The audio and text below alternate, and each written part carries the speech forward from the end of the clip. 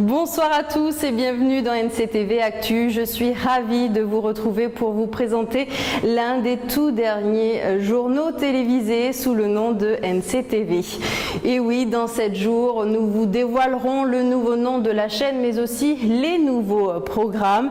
En attendant, nous vous faisons visiter nos futurs studios et nos futurs locaux. Ici, vous connaissez, c'est notre salle de rédaction. Vous retrouverez les programmatrices, mais aussi tous les journalistes qui œuvrent toute la journée pour vous présenter tous les soirs de nouveaux reportages. Et dans cette petite salle, la cabine Speak, c'est là où les journalistes enregistrent leur voix, celle que vous entendez sur les reportages. Cette cabine se situe juste à côté du bureau de notre directeur éditorial, Jérémy Gandin, et de notre futur studio que vous découvrirez bien sûr le jeudi 4 mai. En attendant, place à l'info.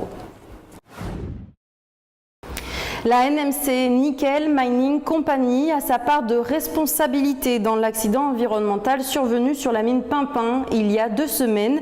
Les fortes précipitations provoquées par le cyclone Cook du côté de Poya ont engendré la rupture d'une retenue d'eau, ce qui a créé une ravine et déversé sur les propriétés en contrebas des tonnes de terre rouge. Mais la pluie n'est pas la seule explication de cet accident. Le plan de gestion des eaux datant de 2013 serait aussi en cause. Explication, Anissa Toussi. Si c'est un accident, ça veut dire que d'une certaine manière, c'est que c'est quelque chose qu'on n'a pas bien fait, que nous, NMC, nous n'avons pas bien fait. Je pense qu'on ne va pas se cacher là-dessus. Un accident arrive parce qu'effectivement il y a un cyclone, mais parce que quelque chose n'a pas marché. Donc nous en sommes responsables, nous l'assumons et nous présentons d'ores et déjà nos excuses aux riverains qui ont été affectés par cet accident.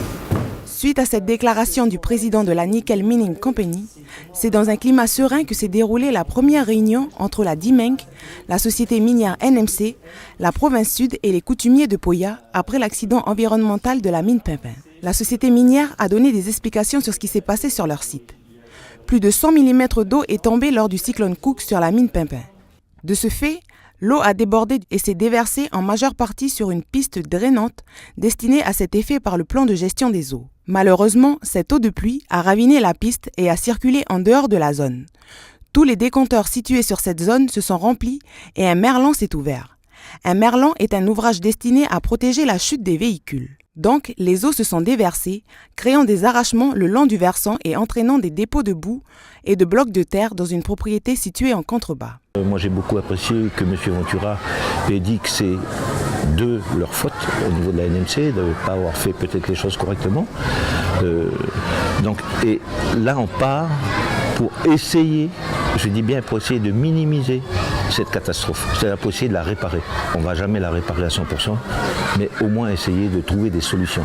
La NMC s'engage à modifier son plan de gestion des eaux actuel qui date de 2013 pour éviter que ce genre d'accident se reproduise. Elle prévoit également de refaire un audit de tous ces centres miniers pour s'assurer qu'ils n'ont pas la même configuration. On a actuellement des travaux d'urgence que nous faisons en accord avec le propriétaire sur son terrain pour enlever les dépôts qui sont tombés pendant ce cyclone.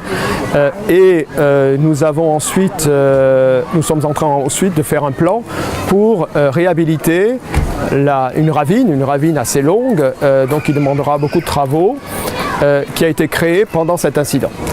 Et cela va nous prendre certainement, par contre, à peu près 2 mois d'études et un certain nombre de mois ensuite pour finir les travaux de réparation. La maire de Poya a demandé au président de la province sud la mise en place d'un plan global de réhabilitation de la rivière La Moinda. Koné, l'une des villes les plus touchées par les accidents de la route l'année dernière, accueille aujourd'hui le Sécuribus, un véhicule d'outils pédagogiques du gouvernement. Depuis le début de l'année, on déplore déjà 22 victimes de la route. C'est 2 fois plus que l'année dernière sur la même période. Pour cette nouvelle semaine de sensibilisation à la sécurité routière, le gouvernement a ciblé la province Nord au programme des simulations d'accidents, comme par exemple cette machine mettant en scène un choc frontal. L'objectif de cette expérience est de se rendre compte que le port de la ceinture peut sauver des vies. Les campagnes de prévention sont-elles réellement efficaces quand on rappelle le nombre d'accidents sur les routes encore aujourd'hui ? D'après Cynthia Lijard, la membre du gouvernement en charge de la sécurité routière, il y a de quoi être découragé. On l'écoute, elle est au micro de Vanessa Kédé. Il y a de quoi franchement être découragé.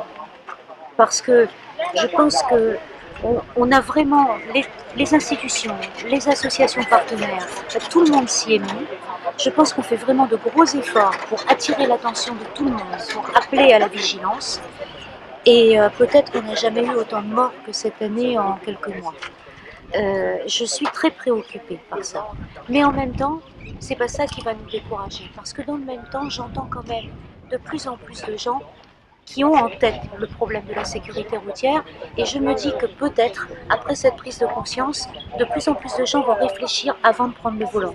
Est-ce que j'ai bu ? Est-ce que je suis fatiguée ? Est-ce que je suis dans un état physique qui me permet de prendre ma voiture ou pas ? Toutes ces questions à se poser, peut-être, j'espère que, en tout cas, nos actions vont produire des effets. La musique de Ponériouin a rendez-vous avec la capitale ce samedi. 3 groupes de cette commune de la province Nord vont pour la toute première fois traverser le pays pour se produire sur une scène de Nouméa. À quelques jours de leur représentation, Aurélie Niaotine est allée à leur rencontre en pleine répétition. Vous allez l'entendre, ils ont hâte de jouer sous les projecteurs.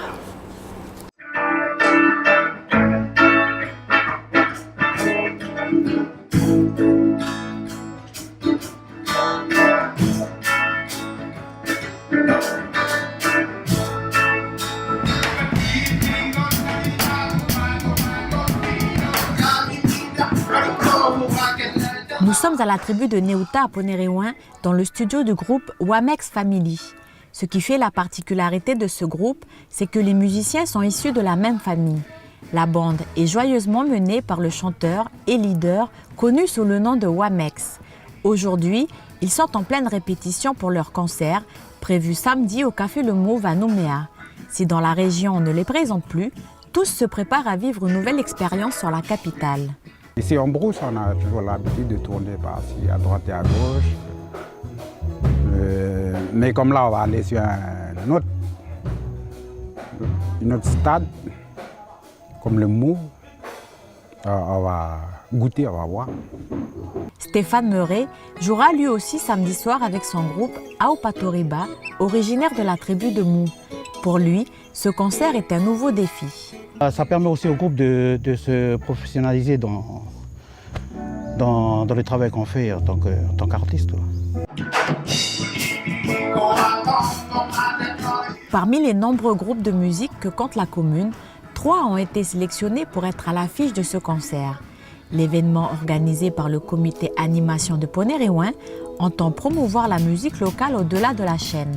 La commission musique a pour objectif de porter les groupes de Ponériouin dans la commune et aussi au-delà de la commune, voire à l'extérieur du pays. Le concert est prévu ce week-end, samedi 29 avril. Naurouin, Aopatoriba et Wamex Family vous donnent rendez-vous au Café Le Mauve pour une soirée aux couleurs du pays. Ça donne envie de danser et de faire la fête. D'ailleurs, chez nous, la fête, c'est jeudi prochain. Et pour attendre ce grand événement, toute l'équipe d'NCTV souhaite partager avec vous les moments forts qui nous ont marqués cette dernière année et qui vous ont touchés, comme par exemple cette famille de l'îlot Yedjeban, tout au nord de la Grande Terre. Ce soir, je vous propose de découvrir ou de redécouvrir leur histoire. Chaque jour, les jeunes de cette île doivent affronter vent et marée pour se rendre à l'école. Et quand ils réussissent à atteindre l'extrême nord de l'île, souvent le périple n'est pas terminé. Il y a quelques mois, l'INSEE WAMO les avait accompagnés. Regardez.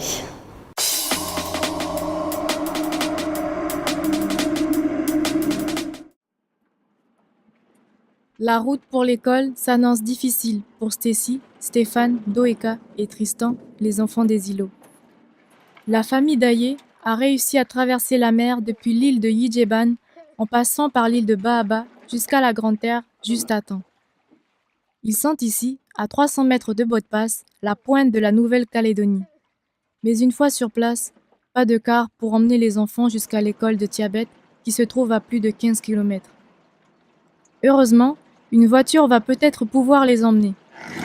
La frontière, il y a une voiture pour pouvoir les ramener à l'école. Donc on va les déposer en bas et puis on va les attendre qu'ils finissent leur café et pouvoir les emmener. Arnold change de cap et remonte vers Botpass. Toutefois, ces simples déplacements s'accompagnent de lourdes conséquences pour la famille. Il a une demi-heure d'ici, la station d'essence, pour nous en bateau. Donc voilà, l'essence aussi, il faut qu'on le gère pour vivre, pour la pêche et aussi pour le déplacement. Des problèmes comme ça donne des distances encore de plus, ça fait qu'on consomme plus et on perd notre essence, on perd notre journée, quoi, notre programme. Malgré toutes les difficultés là, vous comptez rester toujours ici? Question de rester sur l'îlot, c'est chez nous. N'importe quelle circonstance, n'importe quel problème, tu ne quitteras pas parce que tu aimes chez toi. C'est comme tout le monde. Votre travail sur l'îlot sur la grande terre? C'est l'îlot.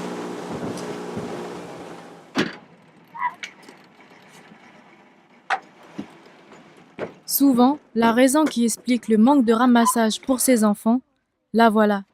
Cette route en terre de plus de 7 km depuis l'intersection pour aller vers Tiabet jusqu'à la pointe de Botpass. Cette route, en temps de pluie, devient impossible à traverser pour le car. Mais aujourd'hui, il n'a pas plu. Impossible pour la famille de savoir pourquoi il n'y a pas de ramassage. Sachez qu'aujourd'hui, des travaux de réfection de la route sont en cours. D'ici la fin de l'année, la route devrait être goudronnée entre Tiabet et Point-Gamme. Et en 2018, elle devrait l'être jusqu'à Botpass. Voilà, c'est la fin de cette édition. Merci de nous avoir suivis. Merci à toute l'équipe qui m'a aidé à vous présenter ce journal. Et je vous retrouve demain. Bonne soirée sur NCTV.